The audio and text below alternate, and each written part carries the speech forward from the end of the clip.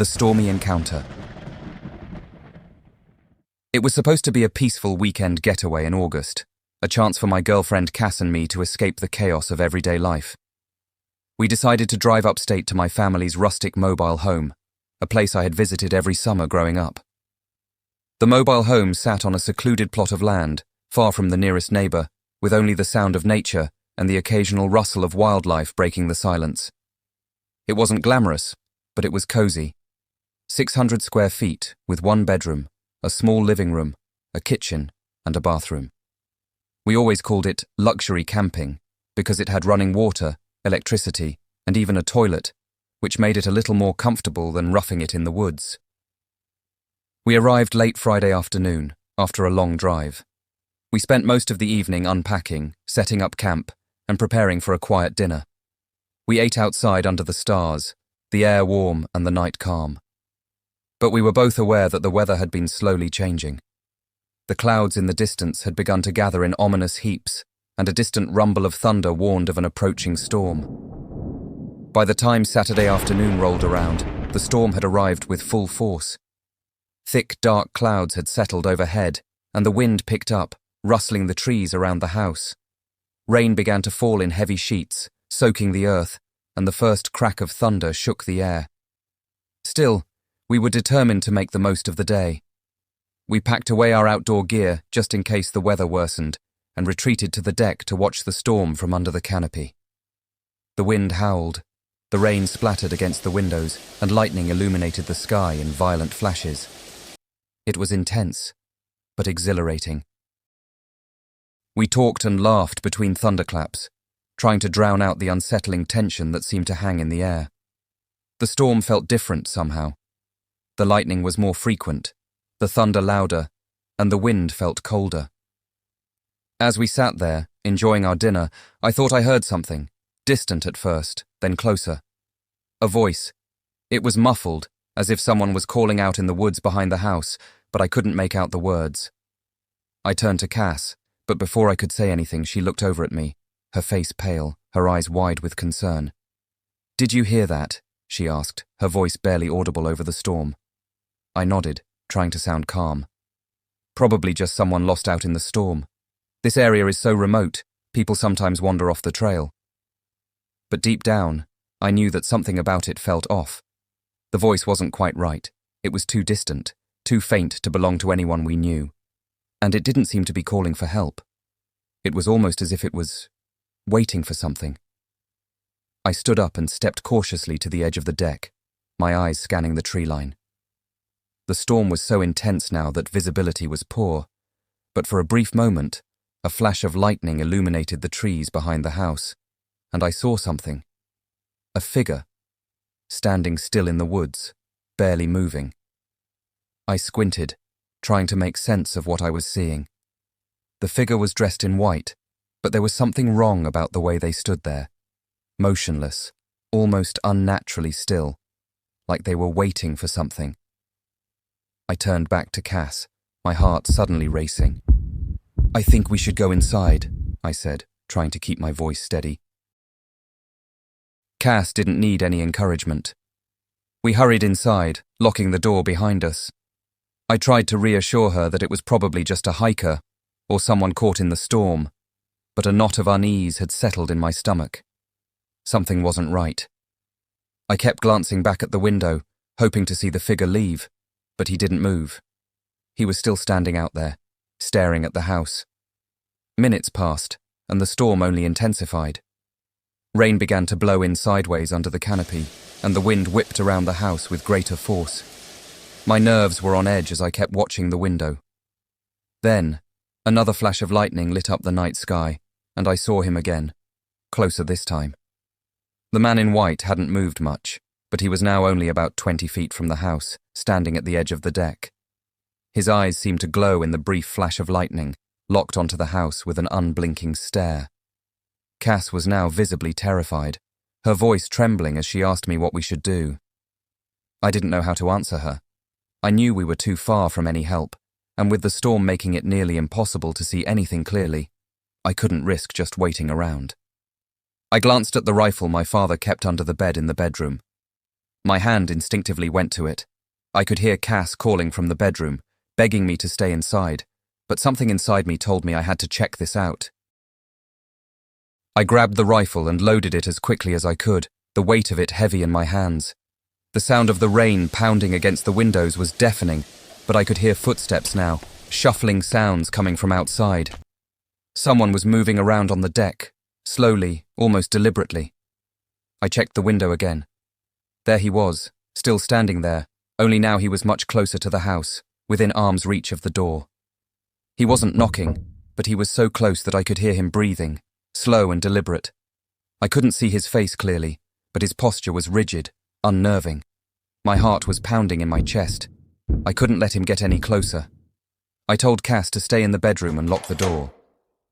I turned off the lights and moved silently to the front door. I peered out through the window, rifle in hand. The man was standing at the bottom of the stairs, just outside the door. His clothes were soaked from the rain, and his face was barely visible, but there was something about him that made my blood run cold. I could feel the tension in the air thickening. I pulled open the door cautiously, rifle aimed. As the door swung open, the man in white didn't flinch. Instead, his gaze met mine, unblinking. He didn't say a word. He just stood there, watching me. The moment seemed to stretch forever. I felt my finger tighten on the trigger, and then I fired. The shot rang out, loud and sharp, splitting the storm. The man flinched, cursed under his breath, and in that split second, he turned and ran. His footsteps echoed in the night as he retreated into the woods, fading quickly into the storm. I stood frozen for a moment, the rifle still in my hands, listening for any sign of movement. But there was nothing, only the relentless roar of the storm. The following morning, after the storm had passed, I ventured outside to check for any signs of the figure's presence. There were no footprints, no damage, nothing out of the ordinary. It was as if the man had never been there. The house was untouched, and the woods remained eerily silent. We packed up and left soon after, shaken and unsettled by what had happened. No one would believe the story, not without seeing it for themselves. But for me, the experience had left a lasting impression. There was something out there in those woods, something that hadn't just been seeking shelter from the storm. Whatever it was, it hadn't been human. And I knew we wouldn't be coming back again without taking better precautions. The Silent Watchers. It was the kind of evening that seemed to promise peace, the sky painted in soft oranges and purples as the sun began its slow descent behind the distant hills. I had just moved into the old Victorian house on the edge of town, a structure that had been abandoned for over 20 years. The house was imposing, its tall windows like silent eyes staring out over the sprawling woods that seemed to whisper secrets to anyone willing to listen. I had always dreamed of living in a house with character, and this one, with its peeling paint and weathered wood, had that charm, albeit an unsettling one. The house itself was a labyrinth of rooms, each more vast and mysterious than the last. The hardwood floors creaked underfoot, and the scent of dust and aged timber filled the air. But it was the silence that truly struck me, the kind of silence that seemed too thick, too heavy, as though the house was holding its breath, waiting for something. After several weeks of settling in, I decided to take a walk around the property. I had explored the house top to bottom, and now I was curious about the land surrounding it. The yard was large, stretching far behind the house, and the woods at the edge of the property had an almost foreboding quality, as if they were hiding something, or perhaps keeping something from escaping. The air was crisp, the smell of pine filling my lungs, and the wind rustled through the trees, carrying with it the faintest echo of something ancient. As I ventured further into the woods, the atmosphere shifted. The light from the setting sun was now dimming, and the trees around me grew denser, blocking out the last slivers of sunlight. The path I was walking on began to twist and turn, leading me deeper into the forest. The air was suddenly colder, as if I had crossed an invisible threshold into another world. It was there, in the growing twilight, that I first saw them. Standing just beyond the clearing, barely visible through the trees, were figures. At first, I thought they were statues, tall, slender, and unnaturally still, their forms barely distinguishable from the shadows around them. There were at least 6 of them, lined up in perfect formation, their bodies unnervingly symmetrical. The figures didn't seem to have faces, just blank, smooth surfaces where features should have been. Their outlines were blurry, as if they were somehow out of sync with the environment, like a glitch in the world's fabric. A chill ran down my spine. I blinked, trying to make sense of what I was seeing. Were they part of some forgotten monument? Some long-forgotten garden of stone sculptures? But there was something wrong. Something I couldn't quite place. They weren't just standing there. They were waiting. Their silence was thick, pressing in on me, and I felt their presence deep in my bones. The air around them felt heavier, colder, like the very earth beneath my feet was holding its breath. I couldn't tear my eyes away from them. My legs felt rooted to the ground, my heart hammering in my chest. The longer I stared, the more I felt like they were watching me, as though they could see right through me. My rational mind screamed at me to leave, to turn around and run back to the safety of the house. But my body refused to obey. I was locked in place, unable to move, unable to even breathe. After what felt like an eternity, I managed to tear my gaze away and slowly turn to leave. But as I did, a strange thing happened. I felt a shift in the air. The wind picked up, rustling the leaves and making the trees groan in protest. But the figures, they didn't move. They remained as still as ever, standing in the same positions, as if they had never noticed me at all. But somehow, it felt as if they knew I was leaving. I made my way back to the house, my mind racing. What had I just seen? Was it a trick of the light? Was it my imagination? But no, deep down, I knew it wasn't. Those figures, whatever they were real, and they were waiting. That night, I tried to shake the unease that had settled in my chest. I locked the doors, closed the windows, and tried to get some sleep. But no matter how much I tossed and turned, I couldn't get the image of the figures out of my mind. Every time I closed my eyes, I could see them standing there in the woods, their blank faces staring out at me, their silence pressing down like a weight on my chest. I tossed and turned, the night stretching on in a never-ending nightmare of fear. The next day, I couldn't resist returning to the clearing. The pull was irresistible, like something deep within me knew that I had to face them. So, after breakfast, I grabbed a jacket and ventured out again, determined to understand what I had seen the day before. When I reached the clearing, the figures were still there. But now they seemed different. They were no longer in the same spot. They had moved. In fact, they had drawn closer, their tall, thin forms now standing just at the edge of the trees, barely a few yards away from me. Their outlines were sharper now, more distinct, as though they had solidified in the fading light. I could see their limbs, long and gaunt, but their faces were still blank, featureless, just empty space where eyes, noses, and mouths should have been. It was as though they were waiting for something, waiting for me. The air grew colder. I could see my breath now, each exhale a mist in the frigid air.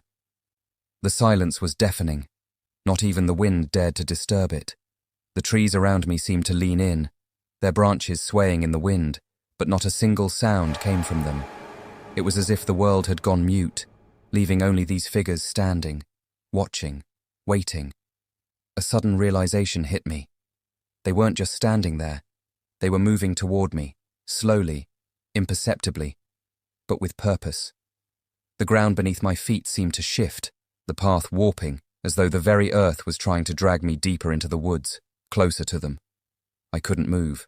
My legs felt heavy, my body frozen in terror. The figures were no longer just distant shapes. They were here, and they were not going to let me leave. In a panic, I turned to run, but the path behind me was gone. The woods had swallowed it up, the trees too close, the branches too thick. I was trapped, surrounded by shadows that closed in tighter with each step I took. Every direction I turned, there they were, silent, waiting. I stumbled through the woods, heart racing, breath coming in ragged gasps, but no matter how fast I ran, I couldn't escape their presence. The figures were always there just beyond my reach, watching me, waiting. Eventually, I broke free from the woods and ran back to the house, slamming the door behind me. I bolted every lock, shut every window, and tried to calm myself. But the silence remained. Those figures, those silent watchers, were still out there, waiting for me to return. I haven't ventured outside since. I stay locked in the house, watching from the windows as the shadows stretch across the lawn, waiting for the day when the watchers will come closer. They never leave. They never speak. But they are always watching, always waiting, silent and still. And I know deep down that they will never let me go. Under the bed. It had been a long day, and the darkness of night crept in sooner than I had anticipated. I had just finished unpacking in the small rented cabin tucked away in the woods.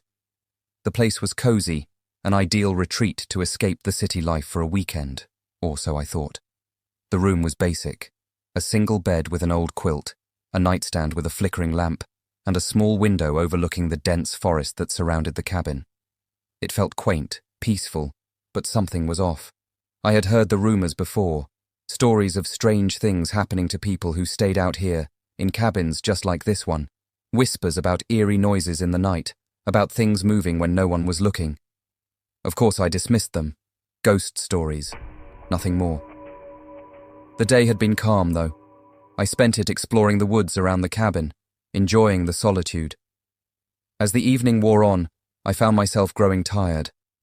The night air had a crisp chill, and by the time I closed the door behind me and prepared for bed, I was ready to sink into the warmth of the covers. But as I lay there, staring at the ceiling, a strange feeling began to gnaw at me. It was hard to describe, like the room wasn't quite as empty as it seemed. I shook it off, telling myself it was just the isolation getting to me. The wind howled outside, the branches of the trees scraping against the cabin walls, making faint creaking noises. But then, as I was about to drift off, a new sound interrupted my thoughts. At first it was subtle, a soft scuffing sound, almost like something, or someone, dragging itself across the floor. It was quiet, so faint that I almost convinced myself I hadn't heard anything. But then, it came again. Closer. The sound of scraping and soft thuds, like something was moving under the bed. I froze. There it was again, this time louder, a slow, deliberate dragging sound that sent a chill down my spine. My heart started to race. The room felt suddenly smaller, and I felt the air grow colder around me. The wind outside howled louder, but this sound, this dragging noise, was different. It wasn't the wind, nor was it the creaking of old wood. This was something alive. I tried to convince myself it was just my imagination, that I was overthinking things.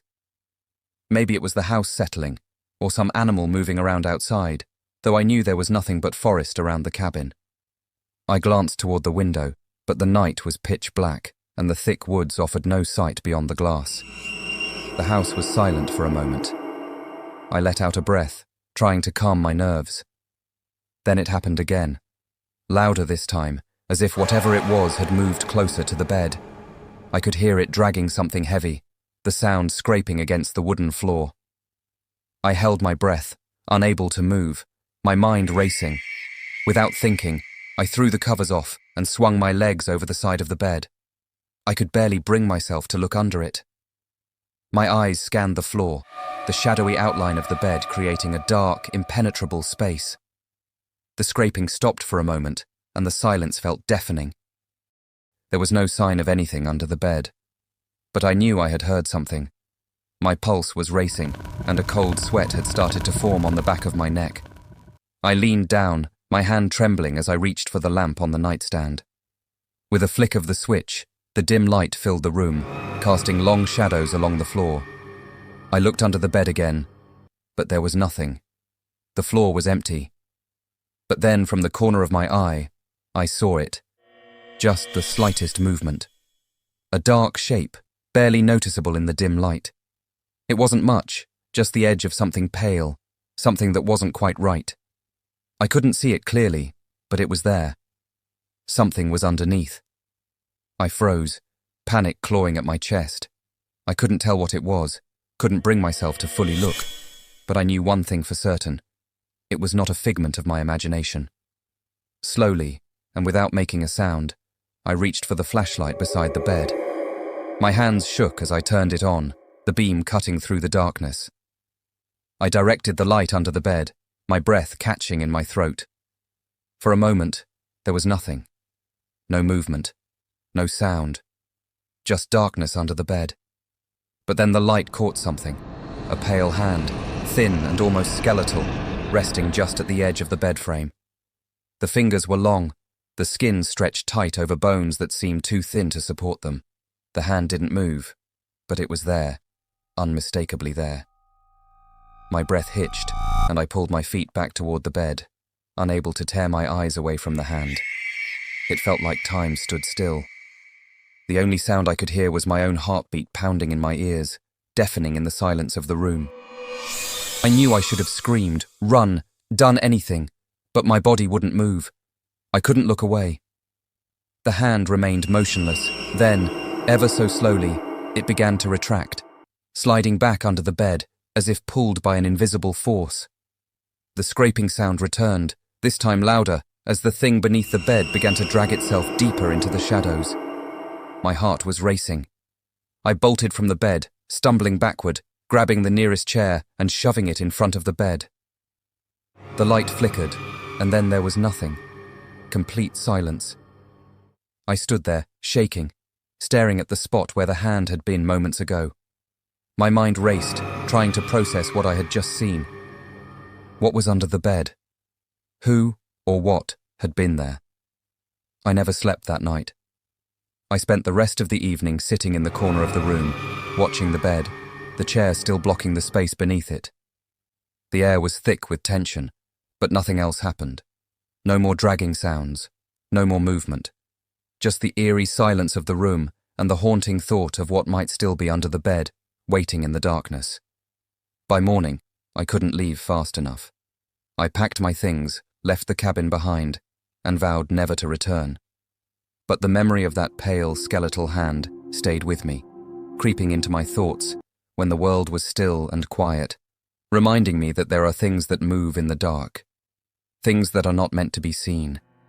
And sometimes it's better not to look too closely at what's hiding under the bed.